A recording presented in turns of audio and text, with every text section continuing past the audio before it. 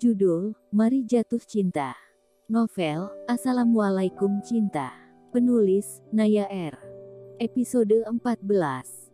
Setelah mampir salat zuhur di masjid dekat kantor, Fahri kembali memacu mobilnya dengan kecepatan tinggi. Sungguh, ia khawatir dengan Amara. Jika terjadi sesuatu pada istrinya itu, maka ia tidak akan pernah memaafkan dirinya. Sampai di parkiran apartemen, Fahri berlari menuju lift. Dengan detak jantung yang sudah tidak karuan, laki-laki itu masuk ke dalam lift begitu pintu lift terbuka. Beberapa detik kemudian, Fahri telah berdiri di depan pintu apartemen miliknya yang sekarang ditempati oleh Amara dan teman-temannya. Fahri menekan kode password kunci. Pintu terbuka, Fahri masuk dan menutup pintu kembali. Pelan ia memasuki ruangan apartemen.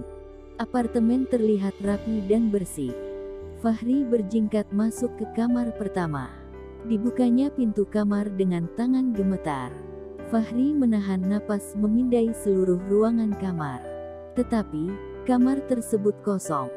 Tidak ada siapa-siapa. Fahri menutup pintunya kembali. Lalu laki-laki itu bergeser ke kamar satunya lagi. Seperti pada kamar pertama tadi, kali ini Fahri juga menahan napas ketika membuka handle pintu. Dan Fahri membeku begitu melihat Amara meringkuk di dalam selimut tebal di atas tempat tidur. Dengan kaki gemetar, Fahri melangkah masuk. Mata Amara terlihat tertutup rapat. Di atas nakas ada panci berisi air. Lalu di kening Amara tertempel sebuah handuk kecil. Fahri duduk di pinggir tempat tidur. Dijangkaunya handuk di kening Amara. Handuk itu sudah kering dan terasa panas. Fahri menyentuh kening istrinya, rasa panas langsung mengaliri telapak tangannya.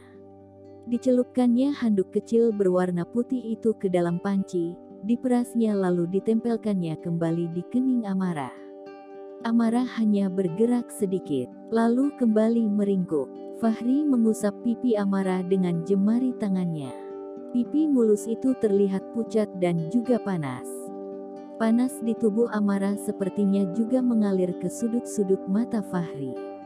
Laki-laki itu mengerjap mengusir cairan bening itu agar tidak meleleh. Dadanya terasa begitu sakit melihat Amara terbaring tak berdaya seperti itu. Fahri merasa amat bersalah. Semua pasti karena Amara syok dengan apa yang baru diketahuinya. Apalagi Fahri tidak langsung menemui istrinya itu. Fahri mengambil jemari tangan Amara yang tertutup selimut. Digenggamnya erat dengan tatapan yang tidak beralih dari wajah pucat istrinya itu. Setiap beberapa menit Fahri kembali membasahi handuk dan menempelkannya dengan hati-hati di kening Amara. Hampir 1 jam, Fahri mengompres kening Amara. Ketika disentuhnya lagi, panas Amara sudah mulai turun. Fahri menarik napas lega. Diciumnya kedua pipi Amara dengan lembut. Lalu laki-laki itu bangkit berjalan keluar kamar. Ia pergi ke dapur dan memeriksa persediaan bahan makanan di kulkas. Kulkas lumayan penuh. Ternyata Amara dan teman-temannya belanja juga. Fahri mengambil 2 potong ayam, wortel, dan daun bawang. Dicincangnya ayam tersebut menjadi potongan-potongan kecil. Lalu dipanaskannya air di dalam panci stainless steel. Sembari menunggu air mendidih, dikupasnya bawang merah, bawang putih dan merica. Diblendernya semua bumbu. Setelah itu, dicucinya wortel dan daun bawang, kemudian diirisnya menjadi potongan-potongan kecil. Selesai menyiapkan bumbu, air di panci stainless steel mendidih. Fahri memasukkan potongan ayam yang telah dicuci bersih itu ke dalam panci. Menunggu ayam empuk, ditumisnya bumbu halus. Bau harum langsung menguar memenuhi ruangan dapur. Bumbu yang telah harum itu, dimasukkannya ke dalam panci. Menyusul wortel dan daun bawang serta seledri. Terakhir dibubuhinya garam. Fahri menutup panci kembali. Beberapa menit lagi, sop ayam siap dihidangkan. Laki-laki itu lalu mengambil piring dan membuka magic. Diambilnya 2 sendok nasi dan diletakkannya di meja makan. Tiba-tiba ia ingat untuk membuat teh hangat. Kembali Fahri menyiapkan gelas, gula dan teh. Setelah itu menyiramnya dengan air panas dari dispenser. Dan sepertinya, sop juga telah siap untuk disantap. Fahri mengambil mangkuk dan menuangkan beberapa sendok sop ke dalam mangkuk tersebut. Sementara di pintu kamar, sejak beberapa menit lalu, Amara berdiri mematung memperhatikan semua aktivitas Fahri. Amara masih enggan untuk mendekat. Meski ada yang terasa hangat di sudut hatinya melihat kesibukan laki-laki yang ternyata adalah pemilik apartemen yang ditempatinya ini. Sebenarnya Amara telah bangun sejak setengah jam lalu. Amara bisa merasakan sentuhan tangan Fahri di keningnya, di tangannya, dan ciuman lembut laki-laki itu di kedua belah pipinya. Tetapi, Amara lebih memilih untuk tetap pura-pura tidur. Melihat Fahri mengambil nampan, Amara mundur pelan-pelan menuju ranjang.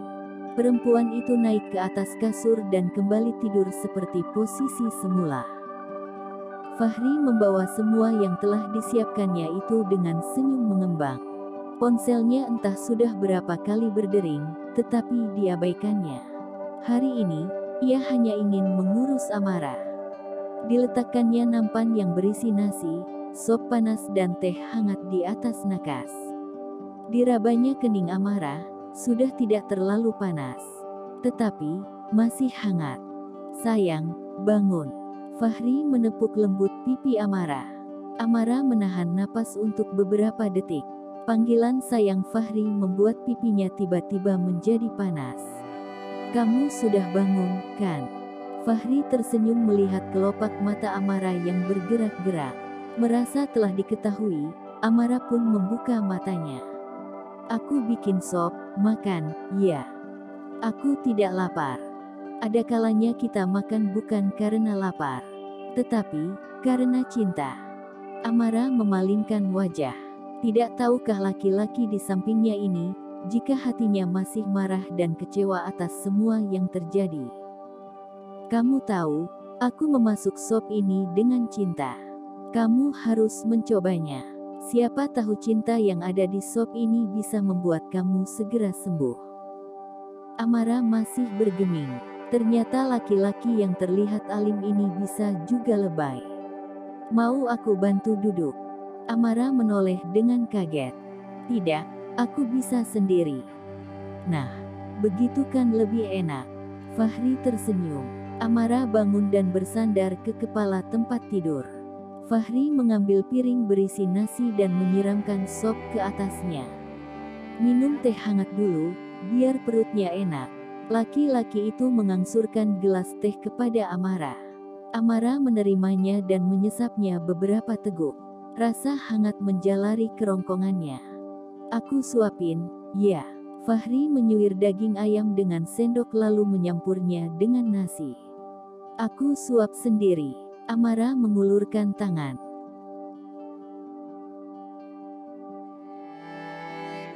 Menurutlah agar disayang suami. Fahri tidak mengindahkan rasa keberatan Amara.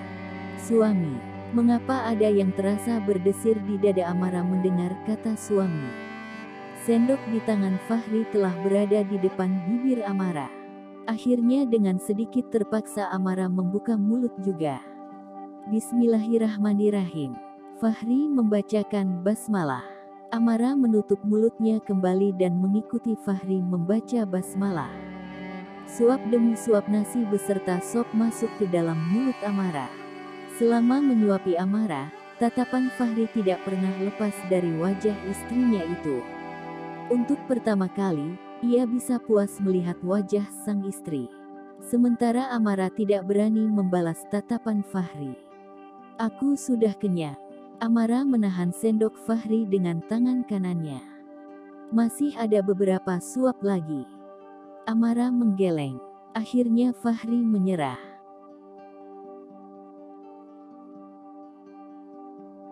Ini, habiskan. Laki-laki itu menyodorkan gelas berisi air putih.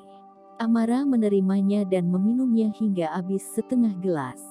Fahri mengambil gelas itu kembali dari tangan Amara. Setelah meletakkan gelas, tangan Fahri kembali terulur. Amara sudah akan menarik wajahnya menjauh. Tetapi, jemari tangan Fahri telah mengusap sudut-sudut bibirnya dengan lembut. Amara menahan napas.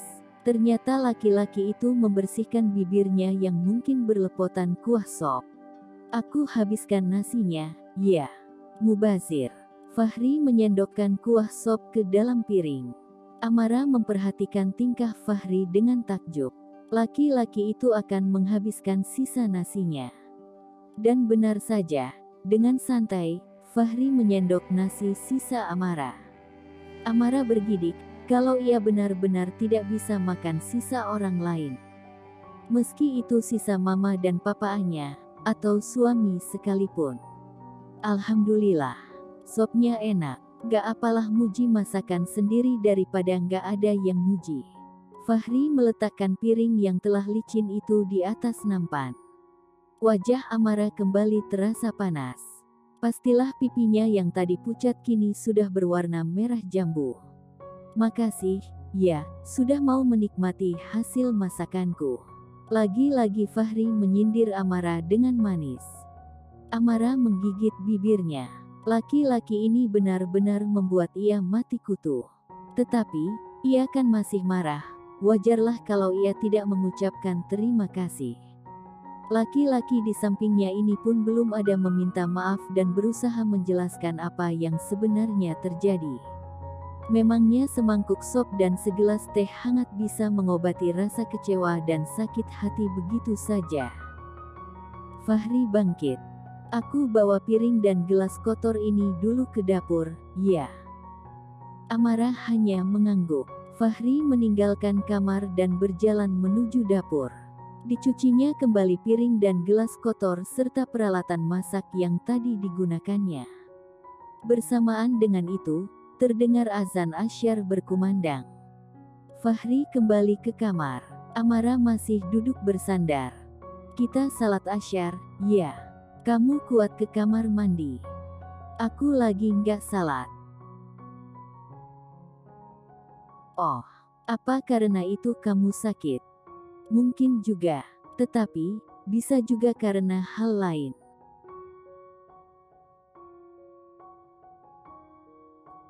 Karena rindu sama aku. Ternyata kamu pintar juga menggoda perempuan. Gak lah, cuma sama kamu.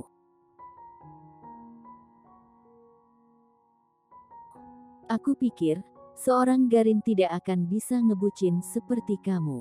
Apa barangkali karena kamu Garin gadungan? Fahri terbahak.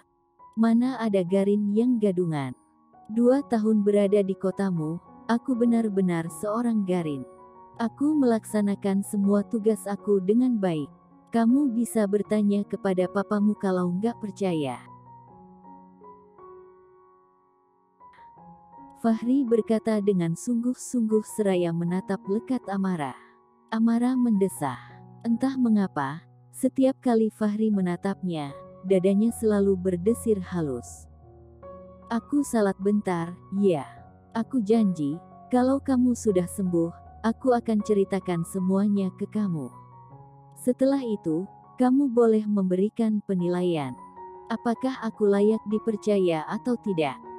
Fahri beranjak ke kamar mandi. Amara menghela napas dengan berat. Ia mencoba mencerna kata-kata Fahri. Sajadahnya mana? Fahri telah kembali berdiri di samping tempat tidur. Amara bersiap untuk turun. Tidak usah, bilang aja di mana, biar aku ambil. Fahri menahan Amara dengan tangannya. Sepertinya di ruang tamu. Biasanya aku dan teman-teman salat sana. Oke, aku salat di luar aja. Gak khusyuk kalau diliatin kamu. Fahri mengedipkan matanya dan segera berlalu keluar kamar. Ya, Tuhan, Amara memegang dadanya. Laki-laki itu benar-benar bisa membuat ia sakit jantung. Amara meraba kening dan lehernya. Tidak terasa panas lagi. Kening Amara berkerut. Sudah 2 hari ia demam panas. Mengapa begitu Fahri datang, demamnya langsung turun? Apa ia karena makan sop buatan laki-laki itu? Atau memang karena rindu? Duh, horor amat jika ada orang sakit karena menahan rindu. Amara bergidik, jangan sampai hal itu terjadi pada dirinya. 15 menit berlalu, Amara sibuk dengan pikirannya sendiri.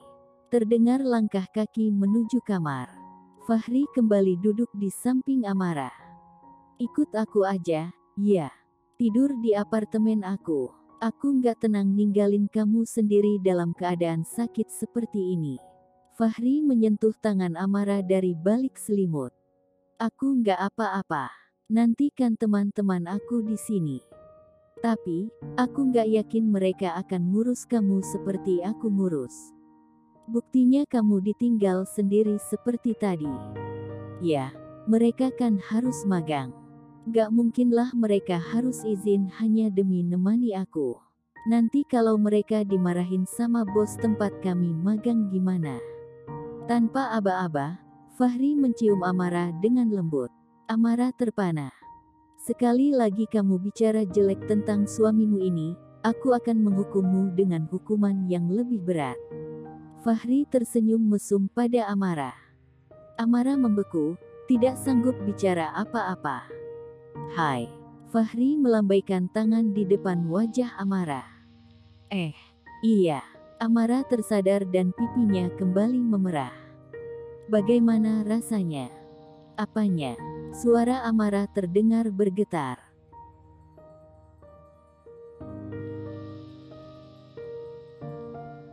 Apa itu ciuman pertamamu? Amara memalingkan wajah menghindari tatapan menggoda namun penuh selidik dari Fahri.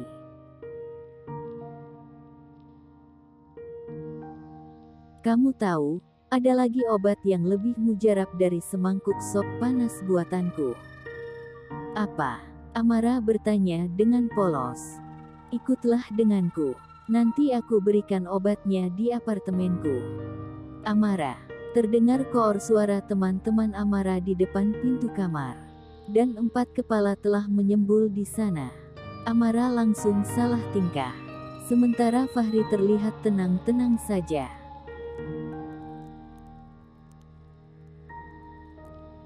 Oh, maaf. Kami tidak tahu ada bapak di sini. Lydia berucap dengan perasaan tidak enak. Tidak apa-apa. Fahri menjawab seraya tersenyum. Kami hanya ingin melihat kondisi Amara, Pak.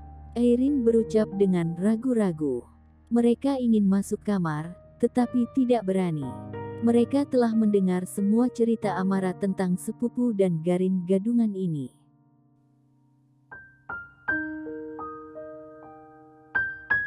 Amara sudah sembuh.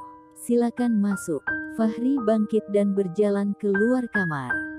Keempat teman Amara langsung menyerbu masuk. Semuanya berebut memegang kening Amara. Kok bisa langsung sembuh? Kamu diapain sama Pak Fahri? Raisa menatap Amara dengan tatapan curiga. Amara terkikik. Gak ada. Cuma dielus-elus, dicium, dipeluk. Amara sengaja memanas-manaskan teman-temannya.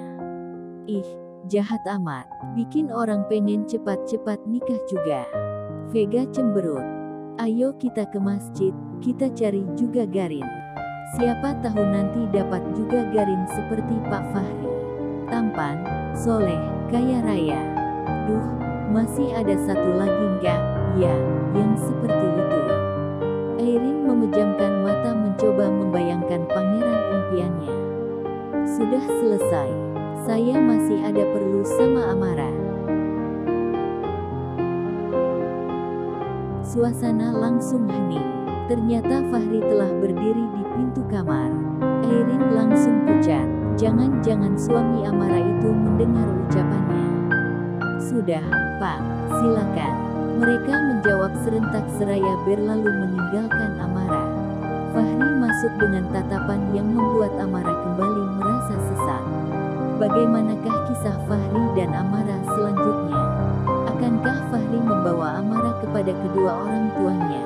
Lalu apakah mereka akan mendapatkan restu dari kedua orang tua laki-laki sederhana dan romantis itu? Kelanjutan kisahnya bisa dibaca di KBMF dan novel Assalamualaikum Cinta. Masih ada 26 episode lagi yang masih tersisa. Bersambung dulu ya, sahabat Arif Yohamar. Jangan lupa like, komen dan subscribe channel ini. Matur nuwun, terima kasih, thank you. Gumawo.